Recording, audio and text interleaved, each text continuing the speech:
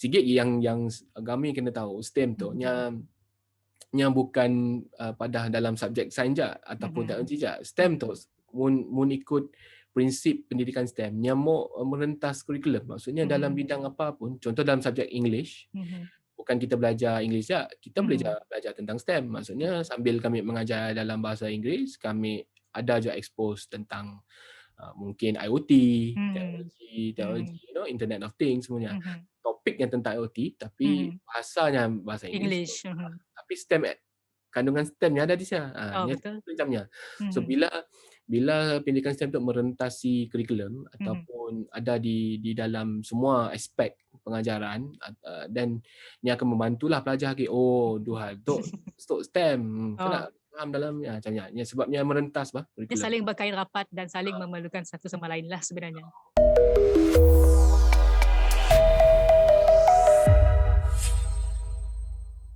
Assalamualaikum dan salam ceria. Bersama kami Siti dalam podcast Tegas and Friends. Program yang membicarakan tentang isu-isu semasa yang berkait dengan belia, STEM dan juga makers. Alhamdulillah, dah 6 episod kita bersiaran. So, bagi yang baru menonton podcast Tegas and Friends, jangan lupa tonton juga episod-episod yang sebelumnya. Okay? Jadi hari tu topik kita hari tu adalah pendidikan STEM masa kini. Tapi sebelum kami meneruskan topik kita hari tu, kami nak berkongsi sedikit info tentang Tegas. Okey. Tegas telah memperkenalkan sebuah pertandingan Drone and Robotics Explore ataupun lebih dikenali sebagai Robotics Challenge. Okey. So program itu telah diperkenalkan pada tahun 2018, adalah sebuah inisiatif Tegas untuk menarik minat pelajar dalam bidang STEM melalui pertandingan drone dan juga robot. Jadi pada tahun 2018 program itu telah diperkenalkan sempena dengan Pustaka Makersmith. Untuk tahun 2019 Borneo International Robotics Challenge telah diadakan dan pertandingannya bukan saja menarik minat penyertaan daripada negara kita sendiri tapi juga penyertaan daripada negara-negara jiran kita seperti Singapura, Brunei dan juga Thailand. So, untuk maklumat lanjut mengenai program-program yang dianjurkan oleh pihak Tegas, kita boleh layari laman sesawang tegas.org.my dan follow Facebook Tegas. Okay? Jadi, topik kita hari itu pendidikan STEM masa kini. Tetamu yang bersama-sama kami hari itu ialah seorang pensyarah kanan daripada Universiti Malaysia Sarawak, Encik Chuah Kimat. Selamat datang ke podcast Tegas and Friends. Terima kasih Siti. Apa khabar kita? Okey, sihat? Baik, sihat. Alhamdulillah sihat. Okey. Mungkin ada yang ingin mengetahui lebih lanjutlah peribadi seorang Encik Chuah Kiman tu. Okey, kita ceritakan sedikit latar belakang peribadi kita, latar belakang pendidikan kita dan perjalanan kerjaya kita sehingga menjadi seorang yang pakar dalam bidang teknologi pendidikan tu. Okey, silakan. Terima kasih Siti dan juga Sama-sama. kepada semua pendengar-pendengar. Kami tu mau ikut asal daripada Kelantan Oh, tapi wah, Kelantan. tapi dah 15 tahun di Sarawak. Sarawak sebab Mhm. kami belajar di Unimas masa first degree dulu dalam bidang pendidikan pengajaran bahasa Inggeris lah masa tu. Tapi kini tu dah dekat habis belajar di Unimas sambung master terus diambil kerja di Unimas lah sampai kini tu. Okey. Mun dikira dah 15 tahun di Sarawak lah. Latar belakang dari segi pendidikan lain, bidang masters kami ataupun sarjana kami dalam bidang cognitive science, tapi kami fokus kepada bidang teknologi pendidikan sebab minat kami memang dalam bidang tu lah, dalam bidang teknologi pendidikan.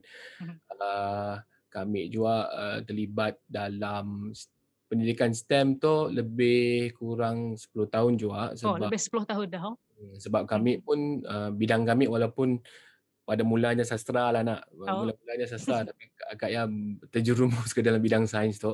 Sebab kami minat teknologi, minat programming, minat sains komputer, lekatlah di dalam pendidikan STEM tu sebab banyak juga program-program yang kami terlibat. Ada di peringkat Unimas, di peringkat Sarawak ataupun di peringkat antarabangsa lah.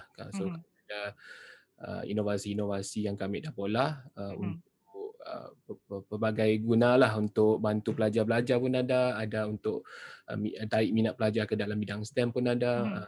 So mun dikira dari segi pengalaman yang boleh dikatakan banyak juga lah, cuma mau kata diri tu expert gila ataupun pakar gila si juga, but Oh. masih lagi belajar dengan lebih mendalam lah orang kata dalam bidang tu.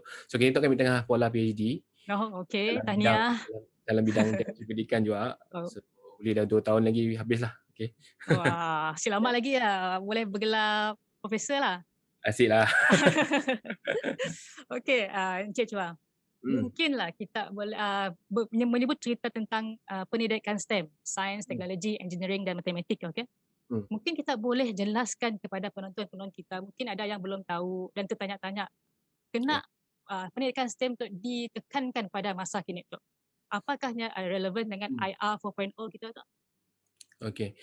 Sebenarnya pendidikan STEM tu siklah bagus sebenarnya, sebab dalam pelan pendidikan negara kita Malaysia tu dah pendidikan STEM secara khusus yang mula diperkenalkan dikira tahun 2013 secara khusus lah, sebab dia dimasukkan dalam pelan pembangunan pendidikan Malaysia 2013 sampai 2025. Maksudnya dikira dah lebih kurang 8 tahun, dekat 10 tahun dah. Dalam silibus lah. Yang ditekankan secara khusus lah dalam silibus ataupun dalam kurikulum. Tapi dari segi kepentingan tu bagi kami betul yang berkait gila dengan IR 4.0 ataupun revolusi industri 4.0, sebab dunia tengah berubah. Mun kita berubah, susah kita mau bersaing dengan negara lain.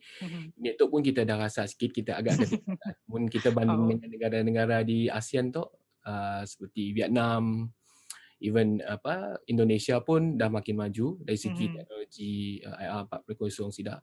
So kita akan nampaklah Malaysia tu masih agak keterbelakang, tapi dengan fokus khusus yang kita ada kini tu tentang pendidikan STEM tu, kami rasa bolehlah kita akan bersaing juga, cuma mungkin kena ada langkah yang lebih lebih agresif sikit. Drastik sikit lah. Drastik sikit. Kita dah lama sebenarnya STEM tu. Mun diikutkan nama STEM pun dia sains, teknologi, engineering and mathematics, right? Ataupun kejuruteraan dan teknologi tu dah lama pun di Malaysia tu. Cuma bila dikaitkan dengan pendidikan abad ke-21, yang jadi fokus kepada perkara-perkara khusus, contoh pemikiran kritis, pemikiran kreatif, penyelesaian masalah, benda-benda tu lah. Benda dah lama, cuma sebab perkembangan teknologi yang membantu lagi lah pendidikan STEM tu untuk melangkah dengan lebih lebih mantap je lah.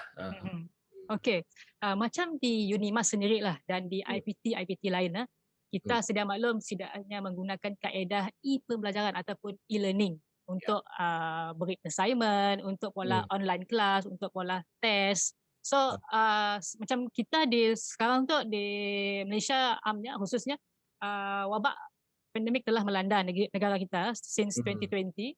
Dan PDPR, proses pembelajaran daripada rumah telah dijalankan untuk sekolah di peringkat sekolah rendah dan juga sekolah menengah. Jadi sejauh ni keberkesanan kaedah-kaedah tu, dan adakah kaedah tu membantu mempermudahkan urusan pembelajaran khususnya dalam bidang STEM-nya sendiri? Soalan tu sebenarnya susah nak jawab. Tapi bila kita tanggal balik keadaan kini tu dengan COVID-nya, dengan masalah lain juga, sebenarnya COVID je dari segi masalah capaian internet orang pada coverage, dengan keadaan di rumah lagi, sebab bila kita tanggal keadaan wabak COVID-19 tu, kita boleh fokus dengan isu capaian internet je bila disebut. Sebenarnya bila kita tanggal keadaan di rumah, sebab mak bapak bila dah ada keadaan COVID tu tertekan juga, ada yang hilang kerja, ada yang sifat mungkin untung sikit, dulu mungkin untung sikit, kini tu dengan beban kewangan tidak dengan semua tu. So nya akan jadi banyak faktor lah yang menjejaskan keadaan pembelajaran di rumah yang sebenarnya sebab pencapaian internet. Ada Oh, di betul. bandar pun Mhm. dengan internet laju semua, mun keadaan di rumah yang berapa kondusif atau padah, Mhm. Mhm. ataupun keadaan rumah terabur, ini mau belajar nak. Tambah lagi Betul. dengan mun adik-beradik kami. Mhm. Satu Mhm. bilik dah 4, 5 orang. Ada lagi Mhm. laptop 2, 3 gig, ada yang slow, ada yang Mhm. macam-macam, macam Mhm. itulah. Tapi Mhm. dari segi secara umumnya, mun kita tangga konsep pengajaran dan pembelajaran di rumah tu, Oh, kami suka sebenarnya ditukar jadi PDPR sebab sebelum tu yang dipanggil PD. PDPDT dalam Oh, talian. betul. Oh, betul. Kerajaan dia tukar DT dah. Dia ubah jadi rumah sebab bila kita sebut PDPR, sebenarnya online. Sebenarnya dalam Mhm. talian. Yang boleh dalam bentuk manual. Mhm. Maksudnya di keadaan contoh di Sarawak tu ada Mhm. sekolah-sekolah yang beri yang jenis drive-thru, yang beri handout. Oh, oh, oh.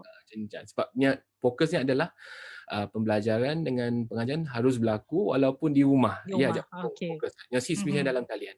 Mhm. Tapi dengan publicity meluas tentang PDPR tu, kita akan dengar online, semua Oh. benda online lah. Oh. So mun di universiti okey sebab Mhm. universiti dari segi persediaan tentang internet tu okey. Tapi Kemudahannya ada lah. Mhm. mudahnya dah ada. Tapi Mhm. bila kita sebut tentang miat-miat di sekolah rendah, Mhm. sekolah menengah, Mhm. biasanya dia akan jadi isu sebab semua ada gadget, semua Betul. ada phone Mhm. semua tu. So dia akan jadi isu. Mhm. Dari segi umumnya kami rasa okey, memang kita terpaksa juga sebab kita pola PDPR nang pembelajaran akan diteruskan, dan Mhm. guru pun akan jadi tertekan juga. Tertekan. Oh. Bila ada PDPR pun tertekan juga sebab Mhm. kelas dapat jalan. Sip jalan. Mhm. Semua benda dapat dipola. Tapi mun ada PDPR pun tertekan juga sebab dengan tekanan daripada ibu bapa, tekanan Mhm. daripada jabatan, macam-macam Mhm. isu. Tapi bagi kami dah setahun lebih tu nampak dah okey sikit. Mhm. Mun kita tangga secara makro lah, makro, jangan tangga mikro gila. Mun Okey, mikro tu okey. banyak masalah, banyak masalah. Oh, betul. Masalah-masalah yang perlu diperbaiki, Mhm. macam kami badah tadi, infrastruktur, Mhm. capaian internet, Mhm. keperluan peranti, semua tu nang perkara umum yang bagi kami perlu diselesaikan secepat mungkin lah. Tapi kami Mhm. rasa kini tu mun di Sarawak tu okey sikit sebab Mhm. kerajaan nang proaktif, nang Mhm. anggap even di sekolah-sekolah pedalaman pun diberi bantuan. Even TV pun ada Ah, provide channel pendidikan sendiri. Mhm. so bagi kami tiada si dapat dipadah, si dapatlah maksudnya nang sekolah juga. Oh, Ya tu. okey. Macam yang kita tahulah, Hmm. kebanyakan generasi budak-budak kini tu lah, semuanya boleh dikatakan digital native ataupun celik IT. So setidaknya dah membesar dengan surrounding teknologi. Okey. Apakah peluang yang terbaik kita grab keadaan semasa tu untuk menyampaikan info, maklumat khususnya dalam bidang STEM?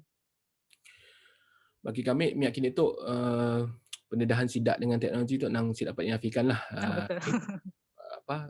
Umur 3 4 tahun dah pandai Main buka telefon, YouTube, buka YouTube. tangga Mhm. video, belajar bahasa, belajar macam-macam lah ada di YouTube. Mhm. So kaedah bagi kami perlu yang mesti cikgu-cikgu ataupun guru ambil adalah pendekatan lebih yang menekankan kepada pembelajaran aktif ataupun kaedah seperti gamification ataupun Mhm. gamifikasi, Mhm. based learning, benda-benda tu perlu di orang Badah ambil peluang lah, jangan Mhm. tunggu bila sidak tu dah masuk kelas balik baru mau guna sebab time tu sidak semua di depan skrin, Oh, semua di depan phone, time tu lah kita mau narik perhatian sidak. Ya bila ada guru yang masih bila mengajar, contoh bilanya yang mengajar yang guna bila dia masuk Google Meet, dia masih lagi guna slide semua ya. Dan mhm. slide-nya pun jenis yang lama-lama. Jadi cepat bosan lah Nambiak. Bosan. Mhm. Bila dah tanggal alamat dia jadi lejuk, sibuk pergi masuk Google Mhm. Meet, akan jadi isu. So Ah, bila pelajar masuk Google Meet, cikgu gigit bising. Macam betul. so susah mau tarik perhatian sidak. So guru buat masa kini tu perlu ambil peluang mun Mhm. dapat gunakan teknologi ataupun kaedah-kaedah tool yang terkini Mhm. untuk bantu pelajar belajar. Mhm. Tadi kita ada nyebut berkenaan dengan gaming ataupun gamifikasi, okey? Okey. Ada yang berpendapat gaming akan lebih menarik perhatian kanak-kanak sebab nya ada elemen fun dalam gaming tersebut. Sejauh ni ianya relevan ataupun adakah ianya just mitos saja ataupun ada elemen-elemen lain yang harus ditekankan terutamanya dalam gamingnya sendiri? Yalah, bila kita sebut pasal apa tu, gamifikasi ataupun gamification, Mhm. yang selalu disalah anggap sebagai gaming yang macam kita tangga kedai kita tangga Oh, di oh, Facebook, YouTube, oh, gaming streaming kedai lah. oh. Yang main game macam-macam nak, Mhm. dan yang pola streaming and then dia share-nya, nya main and all that tu, ya gaming, alright, gaming. Okey. Tapi unsur sama, sebenarnya unsur Mhm. sama. Tapi bila kita sebut gamifikasi ataupun gamification, Mhm. kita gunakan elemen-elemen yang ada dalam game, Mhm. elemen-elemen yang ada dalam unsur-unsur gamification tu untuk diselitkan dalam pengajaran kita lah. Mhm. Maksudnya, contoh kita ajar sains.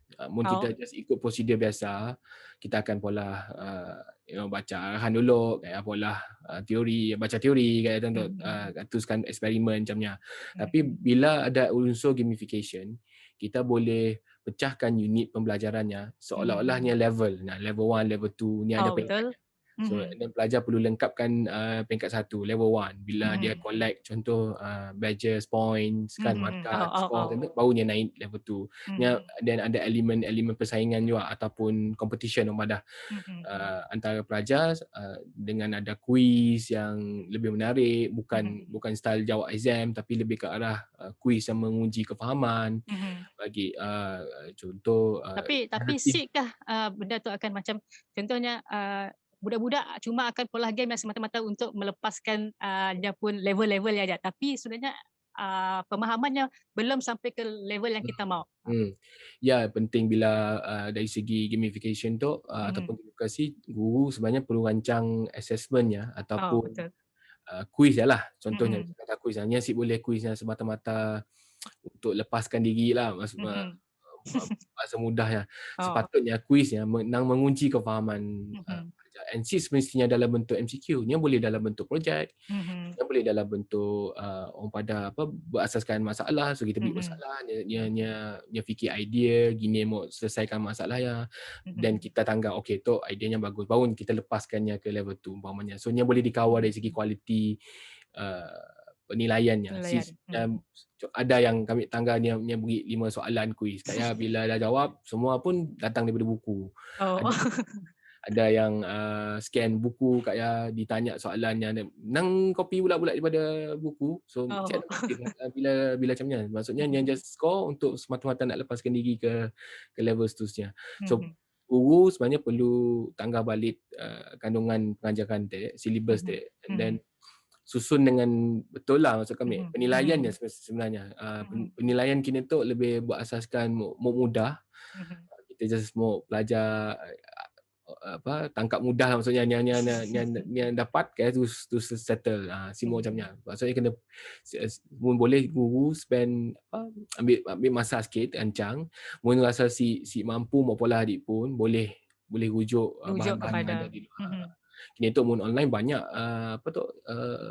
nang banyak Even di YouTube pun banyak juga tutorial ambil macam idea ni. gini Mhm. pola game Mhm. yang lebih menarik ataupun eksperimen biasa. Mungkin kita pola ikut step, mungkin kita boleh pola dalam bentuk game, macam Mhm. ni lah Mhm. idea-idea yang lain.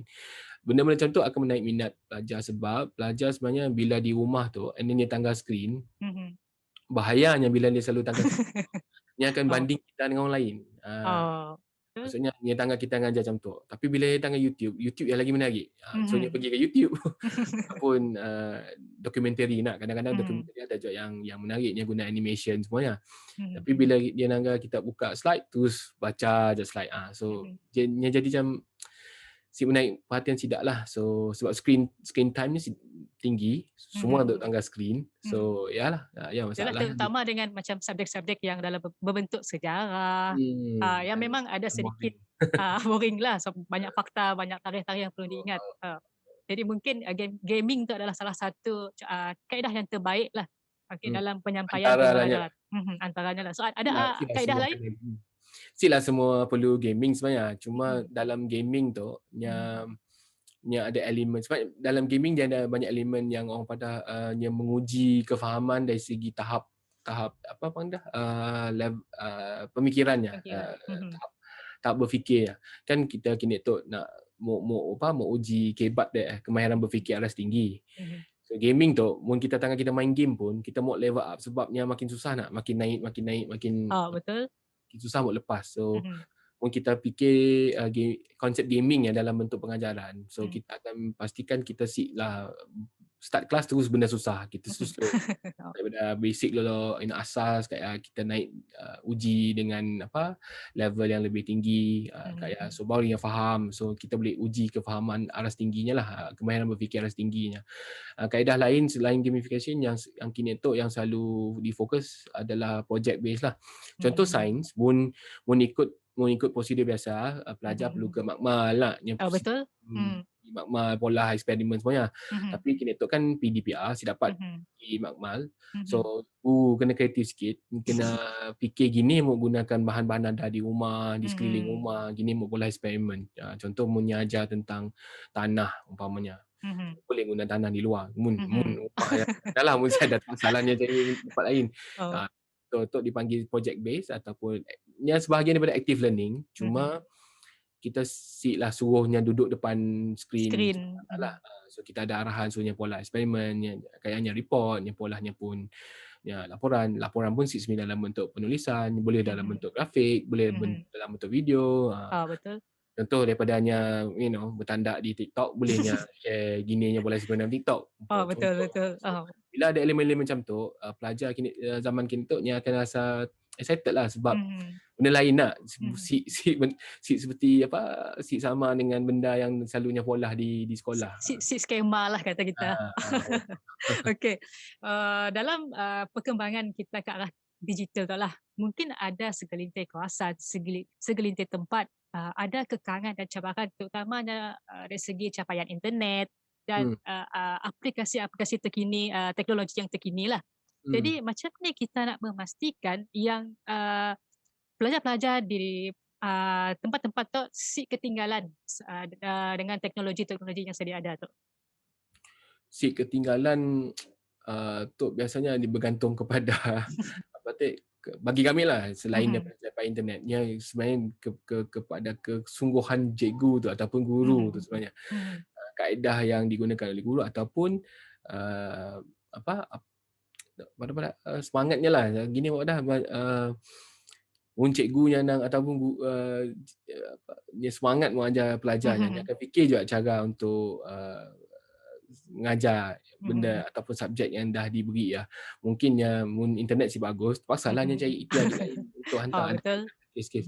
Mun risau tu sebenarnya kita banyak guru yang cemerlang macam tu, bila dia tahu yang kreatif macam tu, bila dia tahu pelajar si ada internet ataupun dia tahu kebanyakannya si ada gadget ke apa, nya pola ada yang pola macam material dalam box yang hantar ke rumah-rumah, kayak ada pola sesi khas di rumah panjang.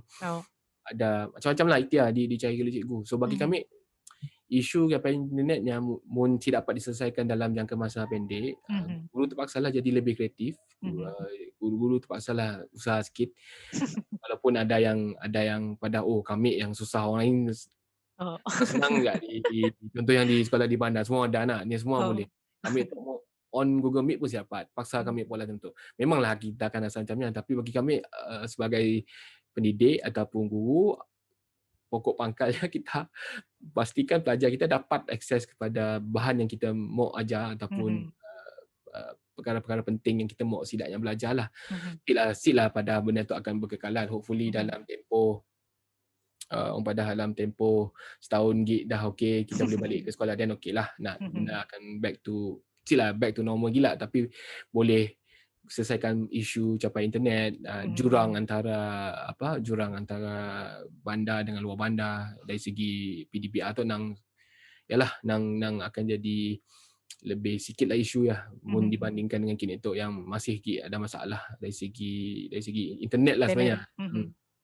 Macam untuk pengetahuan kita lah Encik Chua dan juga penonton di rumah, di pihak Tegas sendiri ada menjalankan program semacam COMEL, Community Innovation Literacy.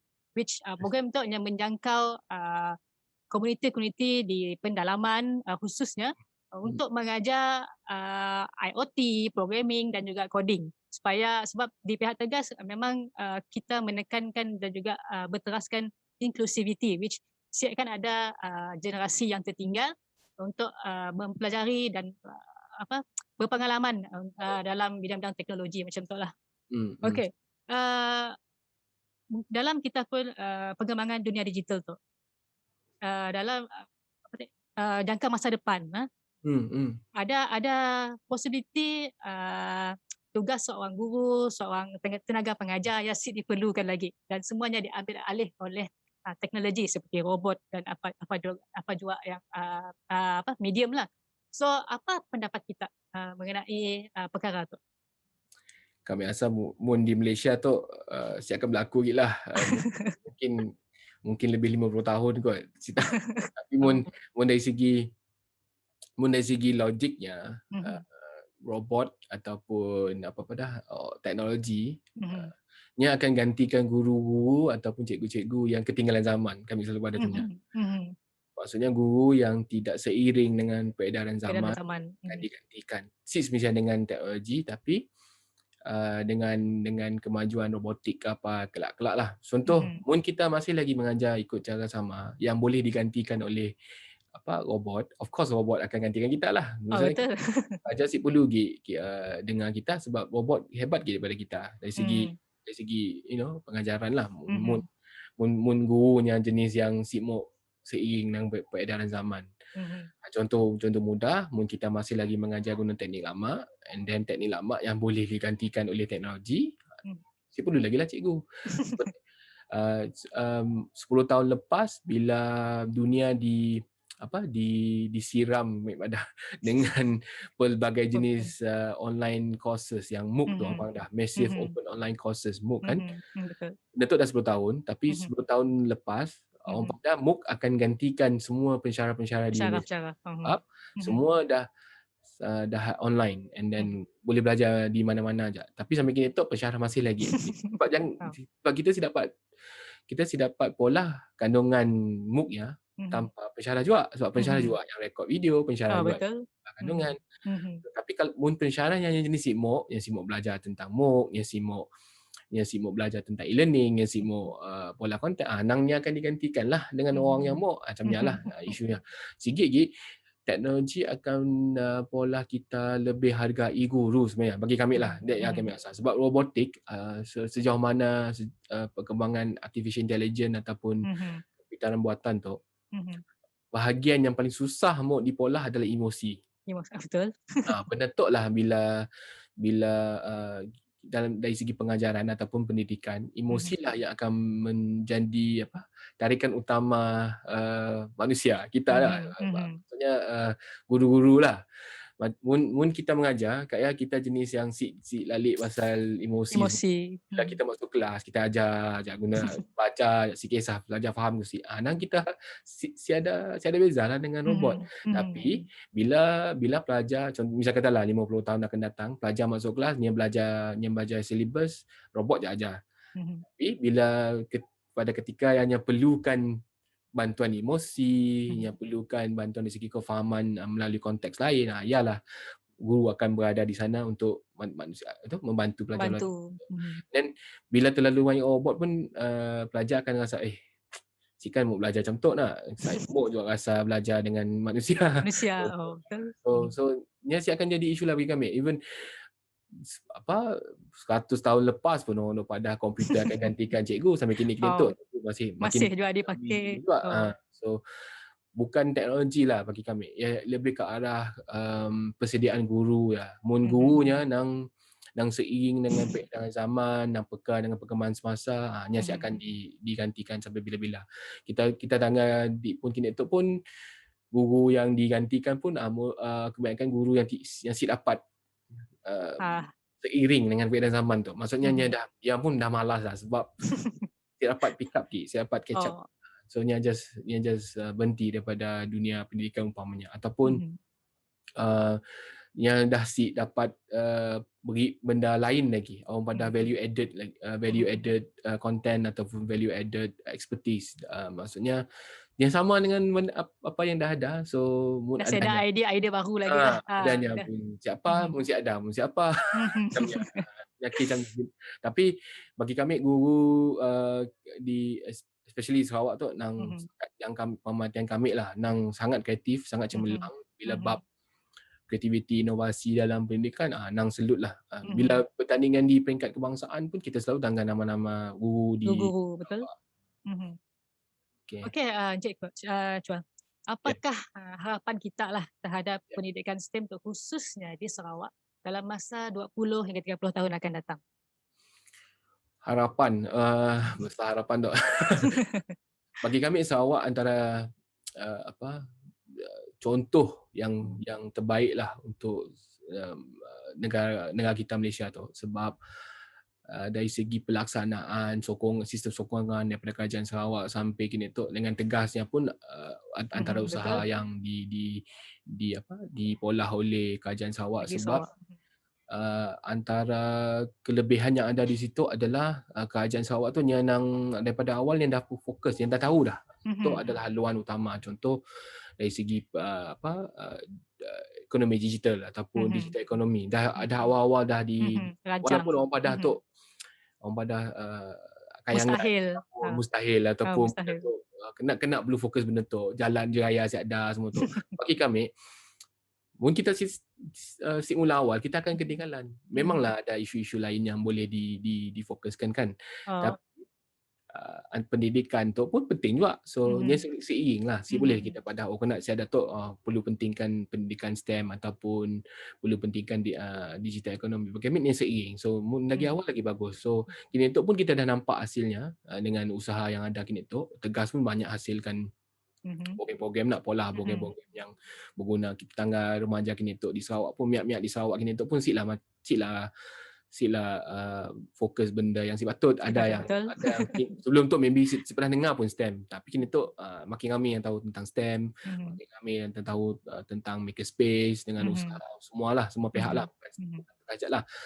Tapi dapat ditangga bahawa dapat tangga bahawa kerajaan Sarawak tu yang peka, and bagi kami harapan kami adalah mungkin dalam 10-20 tahun kita akan dapat ramai pakar-pakar STEM ataupun yang dia pakar STEM dari segi pengajaran lah, mungkin dia membantu merevolusikan industri di Sarawak tu. Mungkin kita perlu guna bahan-bahan orang lain ataupun teknologi orang lain. Kini tu kita masih lagi gunakan teknologi bergantung dengan teknologi luar.